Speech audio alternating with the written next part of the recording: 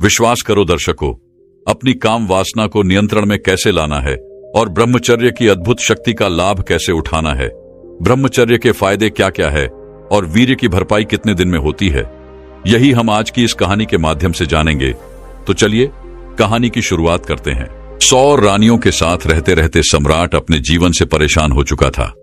उसे अपनी युवावस्था के वो दिन याद हो आए जब उसके मन में स्त्रियों के प्रति कोई आकर्षण नहीं था, जब उसे काम शक्ति और काम वासना के बारे में पता तक नहीं था। उस समय को याद करके राजा की आंखों में आंसू आ गए। कितना ऊर्जावान, कितना जोशीला और कितना ताजगी से भरा हुआ रहा करता था वह। और आज वो सम्राट बूढ़ा हो चुका था, लेकिन बूढ़ा होने के बाद भी वह अपनी काम वासना से छुटकारा नहीं पा सका था। यूं तो उसने हजारों युद्ध जीते थे, लेकिन अपने मन पर वो आज तक विजय प्राप्त नहीं कर पाया था। अपनी काम वासना के सामने उसने अपने घुटने टेक दिए थे। अब तो सम्राट को चिंता होने लगी थी, क्योंकि वो बूढ़ा हो चुका था और किसी भी वक्त उसकी मृत्यु हो सकती थी। लेकिन मृत्यु को अपने सामने देखकर जहां पर लोग मोक्ष और मुक्ति की बातें सोचते हैं, वहीं पर वह सम्राट काम वासना के विचारों से घिरा रहता था। 100 रानियां थीं उसकी, एक से बढ़कर एक हसीन, और हर रानी के साथ उसने बच्चे भी पैदा किए थे। इतना काम भोगने के बाद भी उसका मन छटपटाता क्यों है? क्यों उसमें अब भी अश्लील विचार आते रहते हैं? सम्राट सोच में पड़ गया कि क्या मरने के बाद भी यह काम वासना के बोझ में अपने साथ लेकर यहां से जाऊंगा। सम्राट आत्मा के सिद्धांत को मानने वाला था, इसीलिए उसने सोचा कि अगर मैंने अपनी काम वासना से अभी छुटकारा नहीं पाया तो मेरी आत्मा न जाने कब तक यूं ही भटकते रहेगी। मुझे अपनी आत्मा को मुक्त करने के लिए इन काम वासना के विचारों को यहीं पर छोड़ देना होगा। सम्राट दिन रात इसी चिंता में डूबा रहता था कि किस प्रकार मैं अपनी काम वासना से छुटकारा पा सकता हूं। और इसीलिए एक दिन उसने अपने राजमहल में सभी विद्वानों की एक सभा बुलाई। स्वाभाविक रूप से सभा में चर्चा का विषय काम वासना ही रखा गया था। सम्राट ने अपने मंत्री से पूरे नगर में घोषणा करवा दी थी कि जो भी विद्वान राजा के मन को संतुष्ट कर पाएगा वह पूरे जीवन काल के लिए राजा का सलाहकार बनकर रहेगा। इसीलिए नगर के सारे विद्वानों में एक होड़ लग गई थी। मंत्रिमंडल के द्वारा तय किए गए दिन नगर के सारे विद्वान राजमहल में पहुंच गए। कोई अपने हाथ में वेद लिए हुए था तो किसी के हाथ में उपनिषद थे। ज्यादातर विद्वान राजा को वेद और उपनिषदों के माध्यम से संतुष्ट करना चाहते थे। सभा में तर्क वितर्क शुरू हुए। सम्राट ने सबसे पहला सवाल पूछा कि ब्रह्मचर्य का असली मतलब क्या होता है। कुछ विद्वानों ने जवाब दिया कि जिस इंसान ने अपने जीवन में कभी भोग नहीं किया होता वही असली ब्रह्मचारी होता है। दूसरे विद्वानों ने इस बात का विरोध करते हुए बताया कि हो सकता है किसी इंसान ने भोग किया हो, लेकिन वर्तमान में अगर वह भोग का त्याग कर चुका है तो वह भी ब्रह्मचारी कहलाता है। और वास्तविकता में वही ब्रह्मचारी होता है जो भोग करने के बाद उसका त्याग कर देता है, वही ब्रह्मचारी कहलाता है। सम्राट को किसी विद्वान के उत्तर से संतुष्टि नहीं हो रही थी और इधर विद्वान आपस में तर्क वितर्क करने पर लगे हुए थे। कुछ ही देर में वहां पर एक बहुत ही अनोखा विद्वान पहुंचा। वह अपने साथ बेहद खूबसूरत 2 युवतियों को लिए हुए था। उस विद्वान ने वहां पहुंचते ही पहले तो देरी से आने के लिए सम्राट से क्षमा मांगी। उसको देखकर बाकी के सब विद्वान हंसने लगे। एक विद्वान ने हवा में खड़े होकर कहा कि जो इंसान खुद काम वासना से ग्रस्त हो वह दूसरे को काम वासना से छुटकारा कैसे दिला सकता है। इस पर इस विद्वान ने मुस्कुराते हुए उससे पूछा कि तुम्हें ऐसा क्यों लगता है कि मैं काम वासना से ग्रस्त हूं। उस विद्वान ने कहा कि तुम हमें अंडा समझते हो, क्या हमें बेवकूफ समझते हो? तुम यहां राजमहल में 2 युवतियों के साथ प्रवेश कर रहे हो, इसका मतलब क्या होता है? इसका अर्थ तो सीधा सीधा यही है कि तुम एक काम वासना से ग्रस्त आदमी हो। क्या मैं गलत कह रहा हूं? उस विद्वान ने मुस्कुराते हुए जवाब दिया कि महाशय, जिन युवतियों की तुम बात कर रहे हो वो दोनों मेरे बहनें हैं और वो भी मेरी ही तरह काम वासना की गहरी समझ रखती हैं। इस विद्वान ने सम्राट को संबोधित करते हुए कहा कि असली कर्मचारी वही होता है जिसकी नजरों में एक पुरुष और एक महिला का अंतर हट गया हो। जब किसी इंसान की काम वासना खत्म हो जाती है, जो पूर्ण रूप से ब्रह्मचारी हो जाता है। उसके लिए सभी का शरीर एक इंसान का शरीर होता है। उसके अंदर किसी महिला को देखकर काम वासना के विचार उठना तो दूर, वह तो भेद भी नहीं कर पाएगा कि यह एक महिला है। उस ब्रह्मचारी के लिए हर एक जीवात्मा एक प्रकार की होती है। शारीरिक रूप से वह उनमें कभी भी भेद नहीं करेगा। उस विद्वान ने आगे बताया कि जो भी विद्वान यहां स्वभाव में उपस्थित है, उन सभी को मेरे साथ ये दो युवतियां दिखी। तो ये तो स्पष्ट हो गया कि यहां पर कोई भी असली ब्रह्मचारी का मतलब या अर्थ नहीं समझता है। सम्राट को यह विद्वान बड़ा ही अनोखा लगा। उसने ना तो कोई वेद पढ़े, ना कोई उपनिषद का ज्ञान दिया। वो तो वही बता रहा था जो स्वाभाविक रूप से आदमी की समझ में आता है। इसीलिए सम्राट ने प्रभावित होकर अगला सवाल पूछा कि आखिर एक इंसान को ब्रह्मचर्य का पालन करने की क्या जरूरत है? जब वह भोग करके जीवन का आनंद उठा सकता है, तो वह क्यों ब्रह्मचर्य का पालन करे? इस पर उस विद्वान ने सम्राट से एक सवाल किया। उसने पूछा कि सम्राट, मुझे एक बात बताओ कि एक पेड़ ज्यादा ताकतवर होता है या फिर एक बीज? सम्राट ने उत्तर दिया कि एक पेड़ एक बीज से ही तो जन्म लेता है, तो इस प्रकार तो एक बीज एक पेड़ से ज्यादा ताकतवर हुआ। विद्वान ने बताया कि सम्राट, उसी प्रकार हमारे शरीर में भी काम शक्ति रूपी बहुत सारे बीज होते हैं। उनमें असीम ऊर्जा होती है जो हमारे लिए आनंद का स्रोत पैदा करती है। लेकिन काम वासना में ग्रस्त होकर हम अपने काम शक्ति रूपी बीजों को यूं ही नष्ट करते रहते हैं, बर्बाद करते रहते हैं। और उन बीजों के नष्ट हो जाने के कारण एक आदमी ढीला, आलस्य से भरा हुआ, हमेशा थका थका सा रहता है। याद रखना, हमारे भोजन से हमारा रक्त बनता है, रक्त से हमारा मांस, हमारी हड्डी और आखिर में काम शक्ति रूपी बीज बनते हैं, जो कि बहुत ही कम मात्रा में होते हैं। इसलिए अपने मन में उठने वाली काम वासना के लिए उन बीजों को नष्ट करना कहीं से भी तार्किक नहीं है। ब्रह्मचर्य का पालन करने से उन बीजों की शक्ति हमारे आंतरिक स्वरूप में समा जाती है, जो हमारे चेहरे पर तेज पैदा करती है, हमारे शरीर को बीमारियों से बचाती है। और यही काम शक्ति रूपी बीज जब ध्यान के माध्यम से ऊर्जा में परिवर्तित कर दिए जाते हैं, तो यही आनंद का स्रोत बन जाते हैं। सम्राट ने अगला सवाल पूछा, जो सम्राट के जीवन के लिए बहुत ही महत्वपूर्ण था। सम्राट ने पूछा कि काम वासना से छुटकारा किस प्रकार पाया जाए? विद्वान ने उत्तर दिया कि है सम्राट, जो बुद्धिमान होता है वह यह जानता है कि काम वासना रूपी कुएं का पानी जो जितना ज्यादा पिएगा उतनी ही ज्यादा प्यास उसे लगेगी। उसकी प्यास कभी नहीं बुझेगी। इसलिए या तो वो कभी इस काम वासना रूपी कुएं का पानी पीता ही नहीं, और अगर ग्रस्त जीवन होने के कारण मजबूरीवश उसे कभी इस कुएं का पानी पीना भी पड़ जाता है, तो वो सिर्फ एक कुएं का पानी पीता है। उस विद्वान ने राजा को संबोधित करते हुए कहा कि है राजन, आपके जीवन में आपने 100 रानियों से शादी की, लेकिन आपने भी महसूस किया होगा कि जिसकी प्यास बुझनी होती है उसकी प्यास एक ही जगह पर बुझ जाती है, लेकिन जिसकी प्यास नहीं बुझनी होती, चाहे वह 100 स्त्रियों के साथ भोग कर ले, लेकिन फिर भी उसकी प्यास अधूरी रह जाएगी। विद्वान ने सभी को समझाते हुए आगे कहना शुरू किया कि अगर आपके जीवन का लक्ष्य स्पष्ट नहीं है, तो आप सभी नाना प्रकार की भोग की वस्तुओं में गिर जाएंगे। लेकिन वहीं पर अगर आपका लक्ष्य स्पष्ट है, तो आप अपना पूरा ध्यान अपने लक्ष्य को पूरा करने में लगाएंगे, न कि भोग करने में। सम्राट, तुमने सुना होगा, एक कहावत बहुत पुरानी है कि खाली दिमाग शैतान का घर होता है। इसीलिए एक इंसान को अपने जीवन का लक्ष्य स्पष्ट दिखाई देना चाहिए। शुरुआती चरण में काम वासना हमेशा हमारे विचारों के द्वारा उत्पन्न होती है, और अगर हम अपने विचारों को ऐसी जगह पर लगाएंगे जिससे हमारा लक्ष्य पूरा हो सके, तो हमारे मस्तिष्क में काम वासना के विचारों के लिए कोई जगह ही नहीं बचेगी। विद्वान ने सम्राट को चेतावनी देते हुए कहा कि सम्राट, याद रखना, भोग करने से ज्यादा खतरनाक काम वासना के विचार होते हैं। वह हमारा मानसिक संतुलन बिगाड़ देते हैं, हमारी दृष्टि को भ्रमित कर देते हैं। उस विद्वान ने सभी को सभा में एक कहानी सुनाते हुए कहा कि एक बार 2 सन्यासी भिक्षा मांगकर अपने आश्रम में वापस आ रहे थे। रास्ते में एक नदी थी। उनका आश्रम नदी के उस पार था, इसीलिए उन्हें नदी पार करके जाना होता था।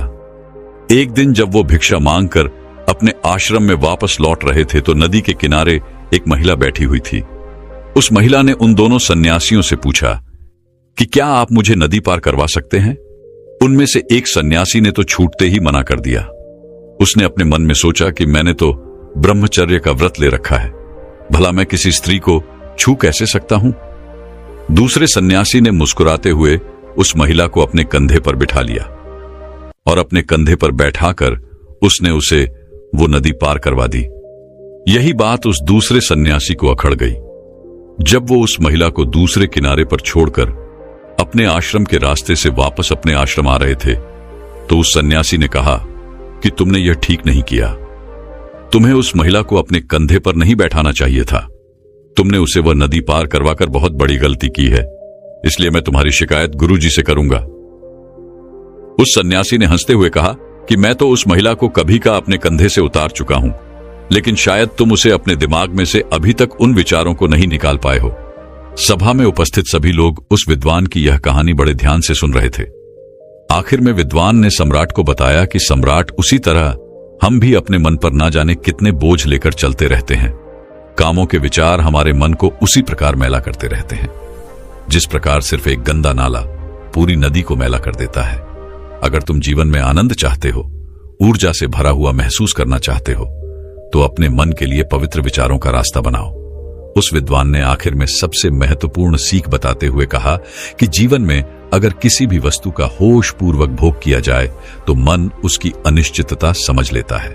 मन समझ लेता है कि यह वस्तु हमें हमेशा के लिए आनंद नहीं दे सकती। हमें परमानंद के लिए कोई और रास्ता चुनना होगा।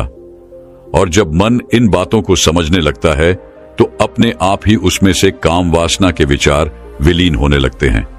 इसलिए होश में रहकर वस्तुओं का भोग करना सीखो, जिससे तुम उनकी अनिश्चितता समझ सको। यह सुनकर सम्राट ने प्रश्न किया कि होश पूर्वक भोग भोगने से तुम्हारा मतलब क्या है? इस पर उस विद्वान ने सम्राट को समझाते हुए उत्तर दिया कि जिस मनुष्य का चित्त एक काम में पूरी तरह से नहीं लग पाता है, वो किसी भी कर्म को परिपूर्णता में नहीं कर पाते हैं। इसीलिए उस कर्म का फल हमें पूरी तरह से नहीं मिल पाता है। उदाहरण के लिए, जब एक मनुष्य किसी दूसरे मनुष्य को दान देता है, तो दान देते वक्त उसका मन किसी लक्ष्य की प्राप्ति के लिए सोच रहा होता है। उसी प्रकार जब कोई आदमी भगवान से प्रार्थना करता है, तो वह उनकी पूरे चित्त से भक्ति भाव से आराधना करने की बजाय वह अपनी इच्छा प्राप्ति के लिए प्रार्थना कर रहे होते हैं। सम्राट, तुम खुद सोचो, अगर कोई मनुष्य पूरे चित्त से कोई कर्म करता ही नहीं, तो उसे उस कर्म का पर्याप्त फल कैसे प्राप्त होगा? यह तो असंभव सी बात लगती है। सम्राट, जो जीवन में घटित हो रहा है उसे घटित होने दो, और आखिर में यही तुम्हें अंतिम सत्य तक पहुंचा देगा। लेकिन जो कुछ भी घटित हो रहा है उसमें तुम अपना पूरा चित्त लगाओ। पूरा चित्त लगाओगे तो तुम्हारा ध्यान वहां पर लगेगा, और जब तुम्हारा ध्यान वहां पर लगेगा तो वही काम होश पूर्वक होने लगेगा। जागते हुए कोई कर्म करने से बाद में पश्चाताप हो ही नहीं सकता। पश्चाताप तभी होता है जब हम सोए सोए कोई काम करते हैं, और उसी प्रकार हम सोए सोए ही सोचते रहते हैं कि हमें काम वासना से छुटकारा पाना है। लेकिन यह सब संकल्प आदमी सोते सोते ही लेता है। जागृत अवस्था में संकल्प लेने की जरूरत ही नहीं पड़ती, क्योंकि खुली आंखों से जागते हुए कोई मनुष्य गलती कर ही नहीं सकता। इसीलिए काम वासना से छुटकारा पाने की बजाय यह सोचो कि तुम उसे होश पूर्वक जागते हुए कैसे भोग सकते हो। और एक बार जब तुम उसका होश पूर्वक भोग कर लेते हो, तो उसके बाद तुम्हें खुद ही महसूस होगा कि यह कर्म तुम्हारे अंदर क्या बदलाव ला रहा है। अगर वह तुम्हारे अनुसार सही नहीं होगा, तुम्हें गलत लगेगा, पर तुम उसे वैसे ही छोड़ दोगे। तुम्हें संकल्प लेने की जरूरत ही नहीं पड़ेगी। लेकिन होश की स्थिति तक पहुंचने के लिए तुम्हें ध्यान का मार्ग अपनाना होगा। ध्यान करने से ही आदमी की निद्रा टूटती है, वह जागृत अवस्था में आता है, और जब वह जागृत अवस्था में आता है तो उसका चित्त एक काम पर पूरी तरह से लगने लगता है, और उसके बाद होश पूर्वक उस कर्म को करने के बाद उस कर्म की अनित्यता को हमारा मन अपने आप समझने लगता है। विद्वान ने अपनी बात को और गहराई से समझाते हुए समझाया कि सोए हुए इंसान को तो रास्ते पर पड़ा हुआ सांप भी दिखाई नहीं देता। वो भी उसे तब पता चलेगा जब वो सांप पर पैर रख देगा। और इसी प्रकार तो हर इंसान कार्य करता है। जब वो रास्ते पर चलता है तो अपने विचारों में, अपनी भविष्य की योजनाओं में उसका मन हमेशा उलझा रहता है। उसका ध्यान अपने चलने पर तो होता ही नहीं है, तो रास्ते पर कहां से होगा।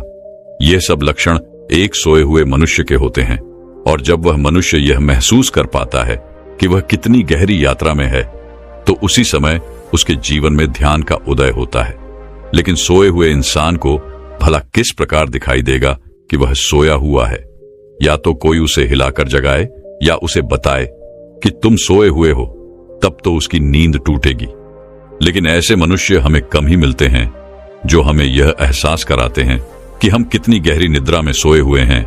हमारा मन विचारों का, भविष्य की योजनाओं का, अतीत के दुखों का एक दफ्तर बन चुका है। उस सम्राट इस विद्वान के उत्तरों से बहुत प्रभावित हुआ, और उस सम्राट ने इस विद्वान को अपने पूरे जीवन काल के लिए अपना सलाहकार बना लिया। दोस्तों, अगर हम वीणा के तार हटा दें और फिर आपसे कहें कि आप इसे बजाओ, तो क्या आप उसे बजा पाएंगे? नहीं ना, क्योंकि तार के बिना वीणा बज ही नहीं पाएगी और उससे वह सुर ताल भी नहीं आएंगे।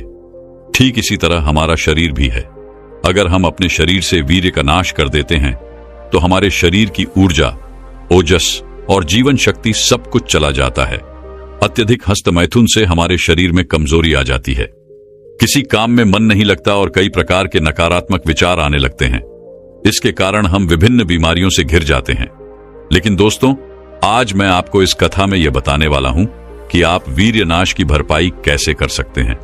इस वीडियो में मैं आपको ऐसी 3 औषधियों के बारे में बताऊंगा जिनका 1 महीने तक इस्तेमाल करने से आपके शरीर में वीर्य नाश की भरपाई तेजी से होगी। इससे न केवल आप 90% बीमारियों से मुक्त हो जाएंगे, बल्कि अधिक उम्र में भी कम उम्र के नजर आएंगे। साथ ही मैं आपको यह भी बताऊंगा कि इन औषधियों का उपयोग किस प्रकार से करना है। दोस्तों, ये औषधियां आपको अपने आसपास ही मिल जाएंगी। तो चलिए शुरू करते हैं। यानुस्विंगल समय की बात है। हिमालय की तलहटी में एक महान गुरु रहते थे। वे गुरु आयुर्वेद के बहुत बड़े झाता थे। उनके पास दूर दूर से लोग अपनी समस्याओं का समाधान पाने के लिए आया करते थे। वह गुरु सभी की समस्याओं को ध्यानपूर्वक सुनते और उनका उचित समाधान देते थे।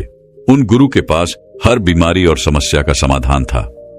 एक दिन उनके पास एक युवक आया जिसकी उम्र लगभग 18 वर्ष थी, लेकिन अभी से ही उसके चेहरे पर झुर्रियां थीं, आंखें ढंसी हुई थीं, माथे पर चिंता की लकीरें थीं और उसका शरीर बहुत कमजोर लग रहा था। ऐसा प्रतीत हो रहा था मानो वह कई सालों से बीमार हो। जब वह युवक गुरु के पास पहुंचा तो गुरु ने उससे पूछा, पुत्र, क्या हुआ? तुम इतने चिंतित क्यों हो? तब उस युवक ने कहा, महाराज, मैं बहुत परेशान हूं। मुझे समझ ही नहीं आ रहा कि क्या करूं। युवक की यह बात सुनकर गुरु ने कहा, पुत्र, तुम अपनी समस्या खुलकर बताओ, मैं अवश्य तुम्हारी समस्या का समाधान करूंगा।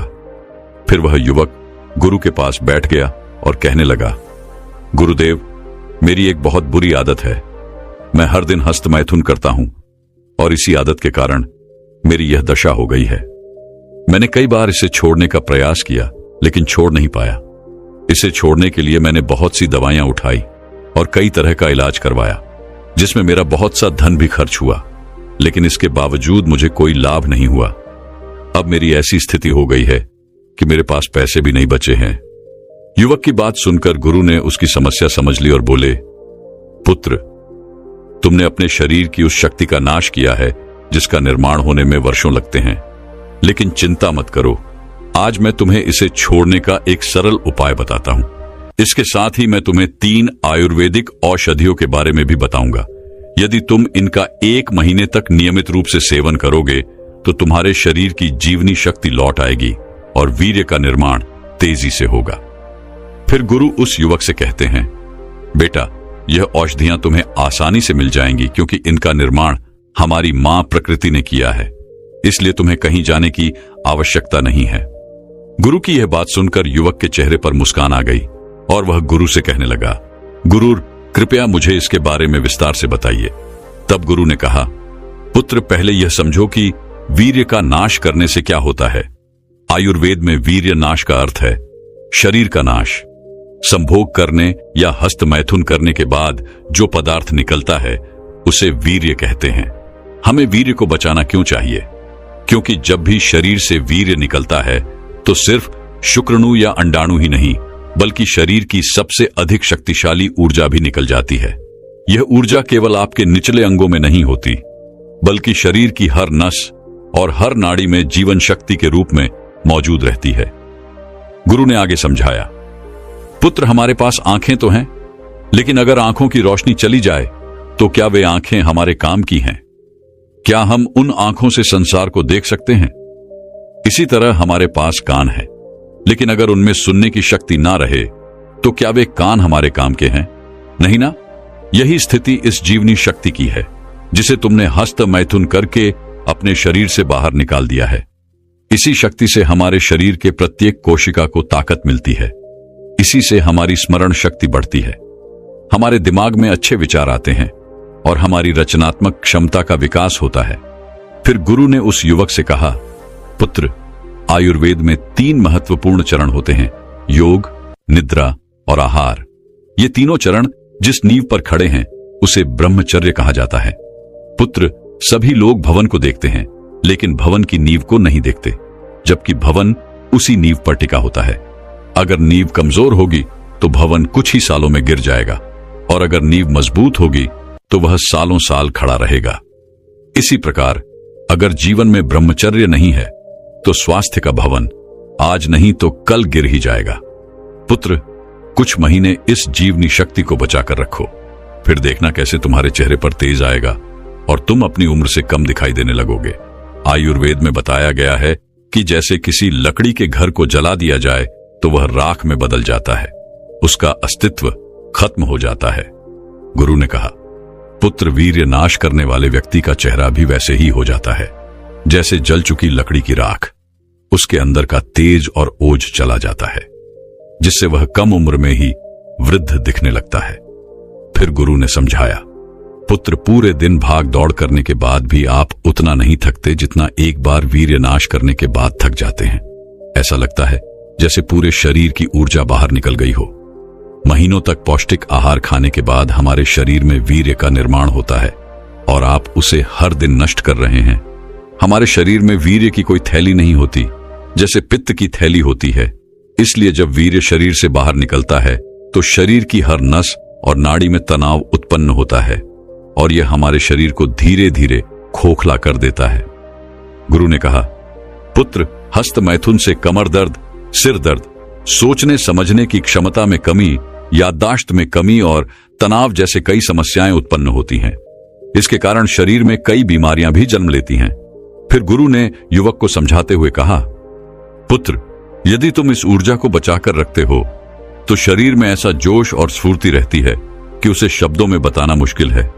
इससे चेहरे पर तेज आता है, हर काम को दुगनी ऊर्जा के साथ कर सकते हो और स्मरण शक्ति भी अच्छी रहती है। आयुर्वेद में बताया गया है कि वीर्य का प्रयोग केवल संतान उत्पत्ति के लिए ही होना चाहिए। हालांकि वैवाहिक जीवन में यह पूरी तरह संभव नहीं है, इसलिए 15 से 20 दिनों में एक बार संभोग करना उचित है। इससे आपको ब्रह्मचर्य के लाभ मिलेंगे, लेकिन अगर तुम इस शक्ति का बार बार प्रयोग करोगे तो इसके नकारात्मक प्रभाव देखने को मिलेंगे। गुरु ने आगे कहा, यदि आप रोजाना या 2-3 दिन में हस्तमैथुन या संभोग करते हैं तो इससे आपके स्वास्थ्य पर हानिकारक प्रभाव पड़ते हैं। देखो पुत्र, आप चाहे कितना ही हस्तमैथुन कर लो, लेकिन इससे कभी तृप्ति नहीं होगी। ये एक ऐसी आदत है जिसे जितना करेंगे उतना ही और करने का मन करेगा। ये एक आग है जिसमें जितना घी डालोगे वह उतनी ही भड़कती जाएगी, लेकिन अगर इस आग में घी डालना बंद कर दो तो थोड़ी देर में यह आग शांत हो जाएगी। गुरु ने समझाया, हस्तमैथुन छोड़ने के बाद कुछ दिन तो अंदर बेचैनी रहेगी, परंतु यदि तुम खुद को रोक लोगे तो यह धीरे धीरे समाप्त हो जाएगी। प्रारंभ में मन को दृढ़ करना होगा, लेकिन बाद में यह तुम्हारे लिए आसान हो जाएगा। इसलिए जब भी तुम्हारे मन में हस्तमैथुन करने का विचार आए तो कोई अन्य कार्य में ध्यान लगाओ ताकि मन विचलित हो जाए और इस आदत से दूर रह सको। गुरु ने कहा, देखो पुत्र, जब बच्चा छोटा होता है तो वह अपनी मर्जी से कुछ नहीं करता। उसके पिता उसे जो कहते हैं वही वह करता है, क्योंकि पिता को पता होता है कि कौन सी चीज उसके लिए सही है और कौन सी गलत। ठीक इसी तरह आपका मन भी एक बच्चे की तरह होता है जो जिद करता है, लेकिन उसकी डोर आपके हाथ में होती है। अब आप उसकी जिद पूरी करेंगे या नहीं, यह आप पर निर्भर है। अगर आप उसकी जिद को अनसुना कर देंगे तो कुछ समय बाद वह जिद करना छोड़ देगा। इसीलिए आपको अपने मन की हर बात नहीं सुननी चाहिए, बल्कि मन को अपनी बात सुनानी चाहिए। फिर गुरु ने युवक से कहा, पुत्र, हमेशा खुद को व्यस्त रखो, क्योंकि जो लोग व्यस्त रहते हैं उन्हें इन चीजों के लिए समय नहीं मिलता और वे ऐसी आदतों से दूर रहते हैं। इसके अलावा जो चीजें आपको विचलित करती हैं उनसे दूरी बनाकर रखो। जिस तरह की चीजें आप देखते और सुनते हैं उसी तरह के विचार आपके मन में आते हैं। अगर आप साफ पानी में तैरेंगे तो स्वच्छ रहकर निकलेंगे, लेकिन कीचड़ भरे पानी में तैरेंगे तो गंदगी लेकर ही लौटेंगे। फिर स्वच्छता की उम्मीद नहीं की जा सकती। इसके बाद गुरु ने युवक से कहा, पुत्र, अब मैं तुम्हें वीर्य नाश की भरपाई कैसे करनी है इसके बारे में बताता हूं। देखो पुत्र, अगर घड़े को भरना हो और उसके नीचे छेद हो तो चाहे आप कितना भी पानी डाल लो वह नहीं भरेगा, क्योंकि वह पानी उस छेद से बाहर निकल जाएगा। इसी तरह वीर्य नाश की भरपाई के लिए सबसे पहले इस छेद को बंद करना होगा, यानी वीर्य नाश को रोकना होगा। गुरु ने कहा, पुत्र, इसके बाद आपको फल और औषधियों का सेवन करना है। खाने में जितना हो सके उतना पौष्टिक भोजन करो, क्योंकि जितना पौष्टिक आहार लेंगे उतना ही जल्दी और गाढ़ा वीर्य बनेगा। सभी प्राकृतिक मीठी चीजें वीर्य बढ़ाने में सबसे ज्यादा असरदार होती है, जैसे पका हुआ केला, खजूर, आम और चीकू। इसके अलावा दूध से बने पदार्थों जैसे दूध, दही, पनीर, मक्खन का सेवन भी जल्दी वीर्य बढ़ाने में सहायक होता है। गाजर का हलवा, खीर, खोए की बर्फी और काली उड़द की दाल भी बेहद फायदेमंद है। सब्जियों में भिंडी, अरबी, कटाहल और शकरकंदी का सेवन भी वीर्य को जल्दी बढ़ाता है। फिर गुरु ने कहा, बेटा, आयुर्वेद में वीर या वर्धक औषधियों का भंडार है, लेकिन इनमें से 3 औषधियां अत्यंत महत्वपूर्ण हैं, जिन्हें महिला और पुरुष दोनों ले सकते हैं। इन तीनों औषधियों में पहली औषधि बहुत पावरफुल है, दूसरी उससे भी ज्यादा पावरफुल है और तीसरी सबसे अधिक पावरफुल है। इसके बाद गुरु ने युवक से कहा, पुत्र, अब मैं तुम्हें इन तीनों औषधियों के बारे में विस्तार से बताता हूं। सबसे पहली औषधि है अश्वगंधा और शताब्दी। यह वीर्य की भरपाई में अत्यंत सहायक होती है। अश्वगंधा एक प्रभावशाली आयुर्वेदिक औषधि है, जिसका उपयोग ढेरों बीमारियों को दूर करने और स्वास्थ्य को बेहतर बनाने के लिए किया जाता है। इसमें antioxidant, anti inflammatory, anti stress और एंटी बैक्टीरियल गुण होते हैं, जो शरीर को कई तरह से लाभ पहुंचाते हैं।